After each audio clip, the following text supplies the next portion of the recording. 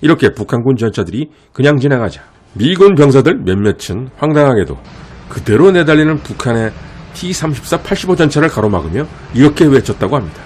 야 이놈들아, 우리는 한국군이 아니다. 우린 미군이야. 그러니까 항복하라고.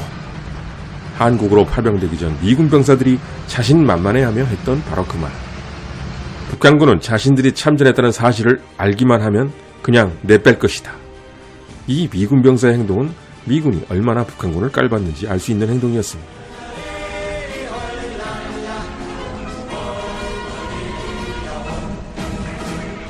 구독자 여러분 안녕하십니까. 만물상자TV 전쟁의 신 인사드립니다. 이번 컨텐츠는 정말 오랜만에 6.25 전쟁으로 돌아왔습니다. 중요한 역사적 순간이었지만 우리가 간과했던 바로 그 전쟁의 역사, 이번에도 역시 구독자 여러분을 위해 준비했습니다. 그럼 시작합니다. 구독과 좋아요, 클릭 부탁드리겠습니다. 1950년 6월 25일 6.25 전쟁이 터지자 미국은 북한의 불법 남침 문제를 유엔 총회에 상정했습니다.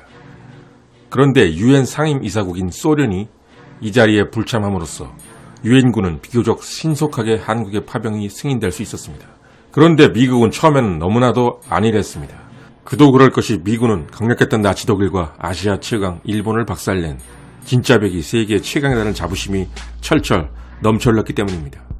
1950년 6월 27일 6.25 전쟁 2일 경과, 미군은 해군과 공군만 파견을 승인합니다. 처음에는 지상군 파병을 할 계획도 없었습니다. 미군은 해군과 공군만으로도 충분히 막을 수 있다고 판단한 것입니다. 그런데 1950년 6월 28일 3일 만에 서울을 내주고 국군이 지리멸렬하게 남으로 밀려나게 되자 맥어더 장군은 다급하게 지상군 파병을 본국에 요청하였고 미국의 트루먼은 이를 승인하게 됩니다. 그날이 전쟁 시작 5일 만인 1950년 6월 30일이었습니다. 맥어더 장군은 일본에 주둔 중이었던 8군 예하 제24사단에게 즉각 한국으로 출동하라고 명령합니다. 그나마 24사단이 제일 전투 준비가 잘 되어 있었기 때문이었습니다. 일전 영상에서 다루었던 구데리안이 북한군 전차부대 사령관이었다면 하루 만에 서울을 점령했다 컨텐츠에서 다뤘던 것처럼 6.25 개전초 T-34 85라는 기갑 전력을 보유했음에도 국군을 포위 섬멸하지 못했던 인민군은 한가하게 3일간이나 서울에서 지체하며 제대로 된 전격전을 구사하지 못했습니다. 그러나 7월 1일부터는 북한군도 정신을 차렸는지 기갑부대를 선두해놓고 독일의 전격전을 흉내내며 회속 남하를 하게 됩니다. 이에 당황한 맥어더는 너무나도 급한 나머지 24사단 주력부대가 준비되기 전 21년대 1대 대장 스미스 중령에게 2개의 완편 중대를 맡겨 태스크포스를 구성하여 먼저 한국으로 급파하게 됩니다. 스미스 부대는 4.2인치 박격포, 75mm 무반동총, 105mm 6문, 2.36인치 바주카포 6문을 장비한 채 1950년 7월 1일 수송기 편으로 부산으로 날아오게 됩니다. 1950년 7월 2일 오전 8시 열차로 대전에 도착한 스미스 부대. 스미스 중령이 받은 명령은 실제로 이랬다고 합니다. 대전에서 가능한 한 북쪽으로 전진하여 방어선을 구축하라. 그리고 적의 진격을 막아라. 더는 정보가 없다. 1950년 7월 4일 오산 북방 3.5km에 있는 중미령 고개까지 북진한 스미스 부대는 이곳에 급히 진지를 구축하게 됩니다. 다음날 7월 5일 이른 아침 참호를 판 후 피곤에 쩔어 고난 잠에 빠져있던 미군 병사들은 멀리서 북한의 T-34 85가 굴러오는 굉음 소리를 듣게 됩니다. 이 전차부대는 바로 북한군 105 기갑여단 소속이었습니다. 서울에 가장 먼저 입성했다는 그 부대 105 기갑여단은 한강을 건넌 후에 경부 가도를 따라서 내려왔던 것입니다. 오산 중미령으로 내려오던 당시 북한군 전력을 보면 가장 앞에서 33대의 T-34 85가 내려왔고 북한군 차량화 보병이 좀 떨어져서 내려오고 있었는데 T-34 85 전차 3대가 이들 차량화 보병 부대를 호위하며 같이 내려오고 있었습니다.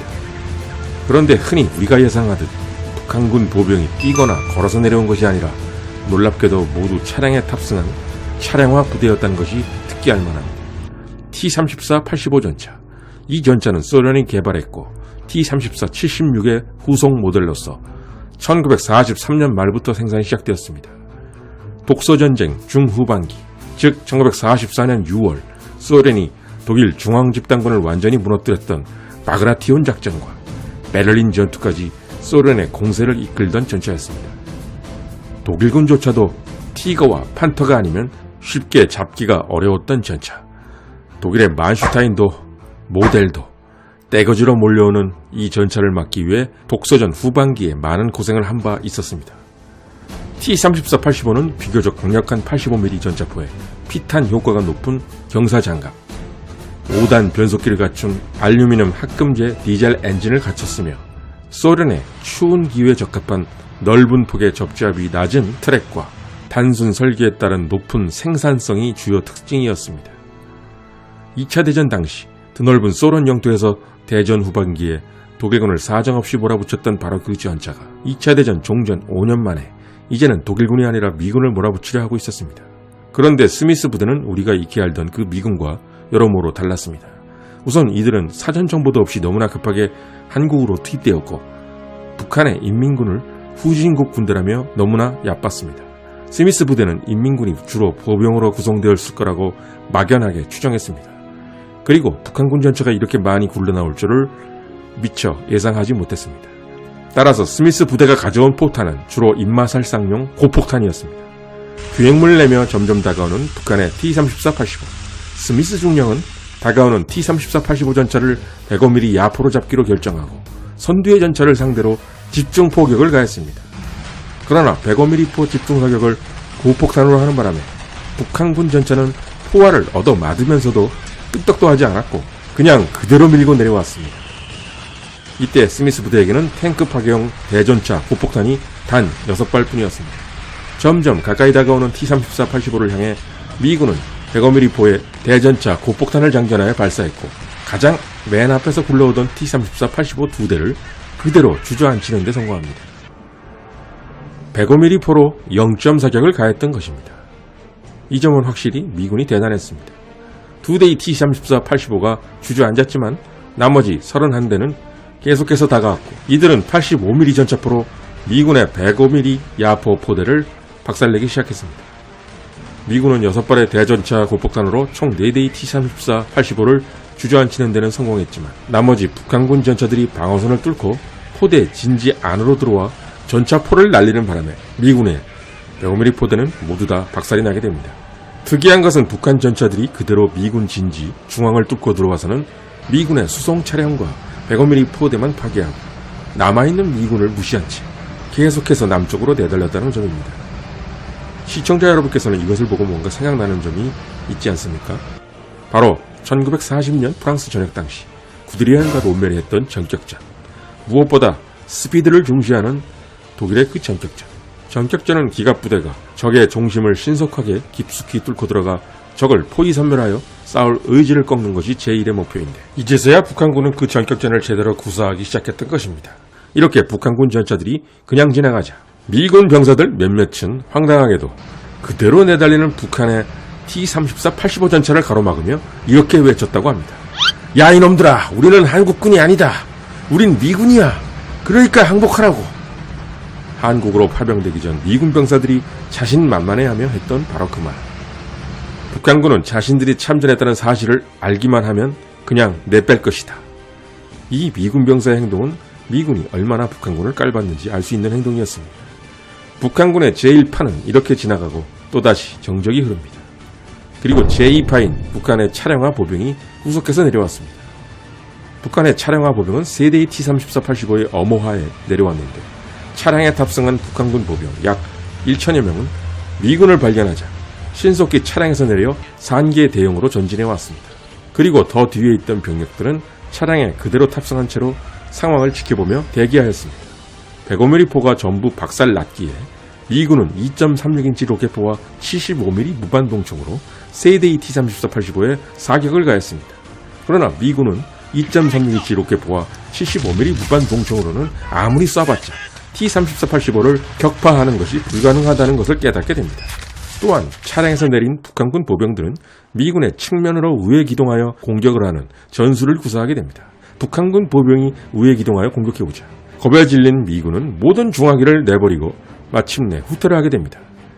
미군은 남쪽으로 20km까지 후퇴합니다. 즉 평택까지 도망친 것입니다.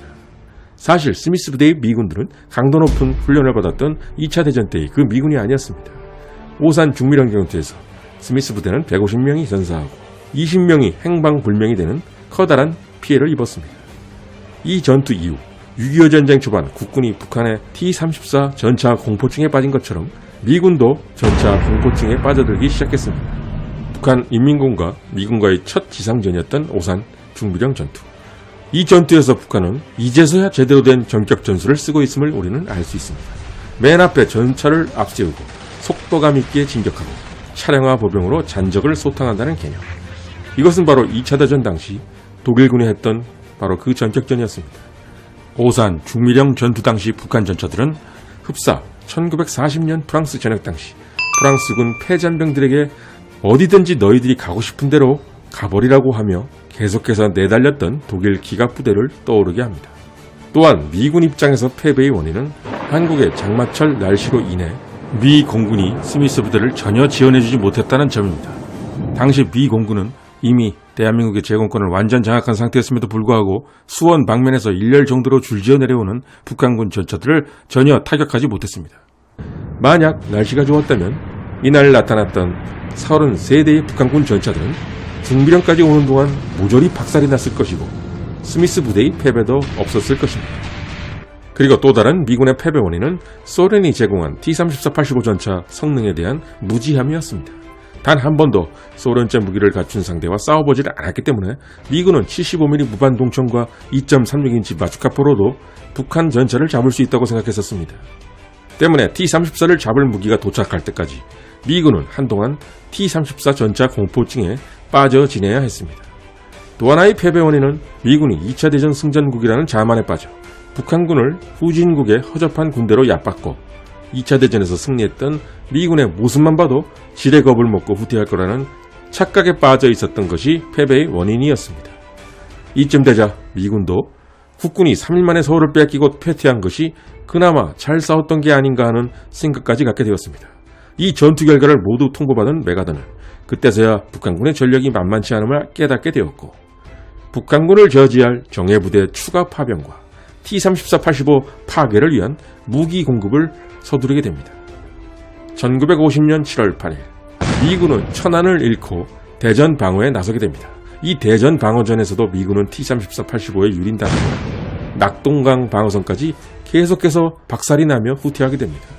북한 T-34-85에 맞설 수 있는 무기인 3.5인치 바주카포와 퍼싱 전차 등이 다수 공급되는 7월 하순까지 미군은 국군처럼 북한 T-34 공포증에 계속해서 시달려야 했고 이때까지는 북한군 T-34-85의 전성시대였습니다. 북한군과 처음 지상전을 가졌던 스미스 부대. 그들의 희생은 헛되지 않았습니다. 왜냐하면 북한군 전차부대가 지체 없이 남하를 하긴 했지만 무려 6시간 30분 동안 스미스 부대와 교전하였고 북한군은 스미스 부대를 박살낸 후 사실은 무척이나 당황하였다고 합니다. 왜냐하면 그토록 빨리 미 지상군이 참전할 것이라는 것은 예상 밖이었기 때문이었습니다. 충격에 빠진 북한군은 전열을 재정비했고 남하 시간은 더 지체되었습니다. 이렇게 스미스 특임대가 저지한 시간은 총 9시간이었습니다. 이미 북한군의 전격전은 초반에 너무 지체가 되었는데 이것은 또 한 번의 결정타가 됩니다.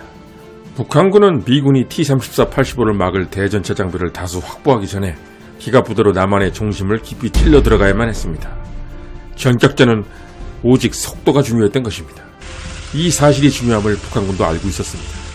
그러나 스미스 부대의 신속한 대응과 희생이 뒤늦게나마 전격전을 구사하며 남아있던 갈 길 바빴던 북한군을 9시간이나 붙들어놨다는 점에서 스미스 부대의 희생은 북한의 계획을 좌절시키는 데 중요한 역할을 했다고 평가할 수 있겠습니다.